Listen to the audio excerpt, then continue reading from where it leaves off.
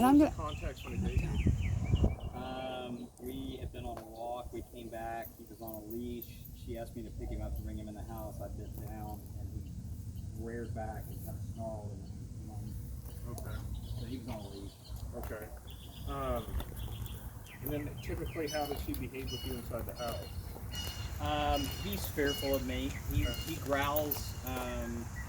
Well, I think he's protecting them. If I walk through the den, like this morning, he just looks at me.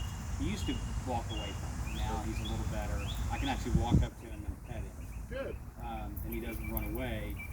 But if she's sitting on the couch, I'm walking down the hall, he will growl. And where's this dog when he growls? He's now in. We've taken him off the couch and off the bed, so he's in his little bed on the floor, Okay. and he'll be either sitting on the floor or sitting in his bed. The couch is fairly close by. Okay. Is he still growling when you walk by, even on the floor in his bed? Okay. So what we need When to do we're around when him. you're around. So let's talk about when you said that you think he's protecting them. Dogs aren't hardwired to protect us. That's not what they're doing. So if you look at police dogs, military dogs, your Belgian Malinois, your high drive shepherds, it's protection work is bred into their bloodline, right? And 75% of those dogs wash out of training because they can't handle the bite work or the protection work, right? So we really have to look at it as resource guarding. So resource guarding is an instinctual behavior that's tied to every single dog's survival. Some dogs practice it more than others. Some dogs, like a shepherd, will probably practice that behavior more than others. But if we look at a dog's decision-making process, I kind of categorize it in 4 mitigating factors: relationship with the humans that it lives with, the environment the dog lives in, training, lack of training or improper training, and then genetics. Okay? So we know dogs are social relational creatures, and so are we. That's one of the things we have in common. The only other thing we have in common with dogs is our eyes. Other than that, they're nothing like us, and even their social structure is nothing like ours. Okay? So what needs to happen is the affection needs to stop coming from here for a while, right? Now, is that realistic? No. You want to pet your dog, you want a dog that you can pet or whatever, but what happens a lot of the times when a dog comes into a new environment, it's excited, it's confused, it's stressed out, it's anxious. And if we're petting that, and that's our honeymoon moment, you're saying congratulations for being a nervous, anxious, fearful, skittish dog or whatever the case is, right? Now, there are dogs out there that can walk into a home and you'll never have a problem with them, right? They're called cupcakes. You can dress them up, you can push them around in a stroller, you can carry them around, anybody can come up and pet them, except this dog right now.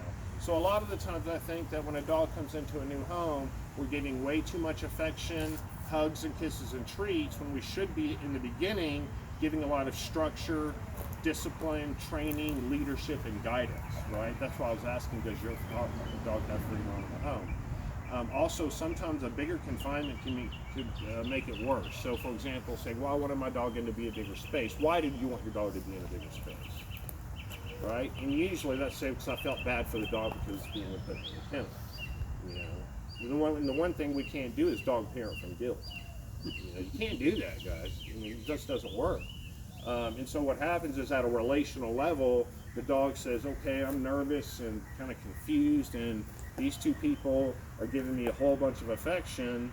That's not right in the dog's social structure, because the nervous, insecure dog gets left behind or eats last or, gets left behind because that's not their structure. And if you look at the top dog and any wild dog, right, or even in my own pack of dogs, I have 11 dogs, there's a social structure between them, right? But somebody has to be in charge, okay? And at the end of the day, the happiest dogs in the world are the dogs that don't care about anything. The dogs that don't care about the dog on the street, the bloodhounds that are sitting on a farm porch with not a care in the world, So what we need to do is really just need to tone down the affection a little bit. Now, but what is affection to a dog? Taking a dog on a walk is affection to a dog. Having a dog lay in the room with you is affection to a dog. Teaching your dog something it doesn't know is affection to a dog. Inclusion is affection to your dog. You know, so my goal for all of my clients is I want you to be able to take your dog anywhere in the world and your dog not get into trouble and embarrass you in public, right? So what did you do when he bit you? I just went inside. Well, we were stunned, actually. because I mean he is just such a lover, and so we were stunned Until he's not. until he's He's not. Right. Yeah. Like he's a lover that 90%, 95%. The other 10 or 5 is a doozy. Yeah. So so we were stunned, and so he just turned around and walked inside. I think we both went, "No, Miles," or something like that. Yeah, perfect. And then he walked inside, and we were still stunned. And I took him off the leash and set him down. And once again, I may have, grabbed his nose and said, "That's a no." Good. And then that was kind of it, because I think we were still walking around going, "I cannot believe that just happened." Yeah. How much you talk to this dog? A lot. So what you're doing is you're conditioning your dog to be excited. Dog doesn't understand a word you're saying. It's understanding tones that are coming from your voice, right? So it's all pressure. Your voice is pressure, space pressure, right? So you may have given the dog too much space pressure like Yeah, this, yeah. which caused the dog to freak out because it didn't know you very well. Yeah, he felt And trapped. instinctually felt trapped and went like that, right? So that's a form of pressure, leash pressure. So that's why we condition in certain words that mean certain positions. Okay. Here, heel, sit, down, kennel, bed, spot, place, good boy, good girl. And the most important is no. Don't do that, dog. And when we say no, when we're talking about punishment, it's about instinctual and dangerous behaviors, right? Resource guarding is an instinctual and dangerous behavior. Territorial aggression is an instinctual and dangerous behavior that's governed at a relational level, right? So when do dogs screw up? They screw up at the point of excitement. They bark, they lunge, they pull, they jump, they bite. They don't listen at the point of excitement. So if the foundation of my relationship with my 11 dogs was talking to them all the time, I'd be having bloody dog fights all the time because there's confusion, right? And there has to be somebody who's in charge, right? So I don't get to know dogs by petting them. I get to know dogs by coexisting with them. So we have to have respect first, and then the affection can come later, right? Okay. Now, I'm not saying don't give your dog affection. That's not what I'm saying. But what I do say is put it into context, right? Let your dog earn some affection, you know? Have y'all done any training with him at all? Awesome. Yeah, he can sit. He's a good sitter. Good. Generally. All right. He knows come. Okay, good. What we've been doing training wise is with a treat in the backyard. He learned to sit, so he sits. So we say stay. So we do this with our hand, Good. and we'll walk away, Okay. and then we'll go stay. Okay. Walk away, then we'll stand there. We've gotten to a point where we can stand there and go, come.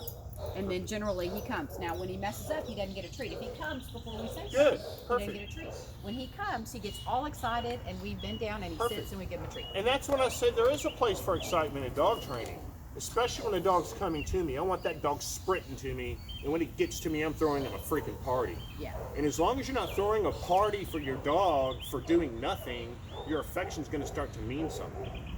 Okay? Now, does he know how to heel? How does he walk on a leash?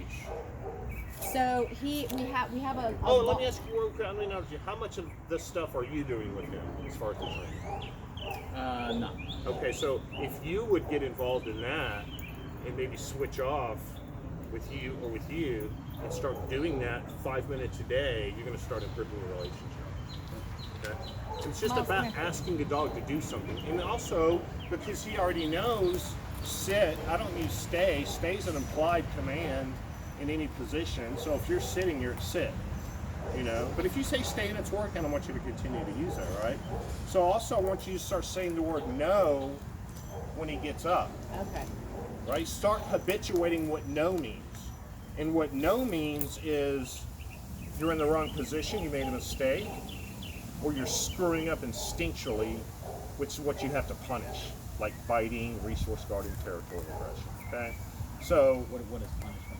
punishment means, say, Miles. did your daughter ever get in trouble in high school? Of course not. But very rarely, but Did sometimes. you ever punish her? But she went to Texas, so, or she's in Texas, so I guess that's the older one. Have you ever been punished for something? Okay. So punishment's different. So a punisher could just be the word no.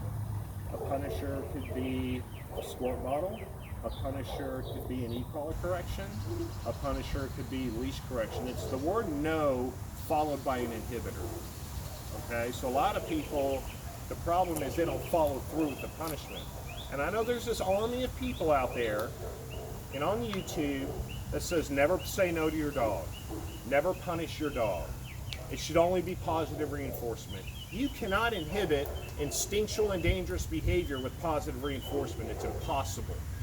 They'll tell you if your dog's jumping on you, turn your back on it, and when it gets down, give it a treat. Well, you just gave your dog a treat for jumping on you, right? Yeah. Now, the punishment has to fit the crime.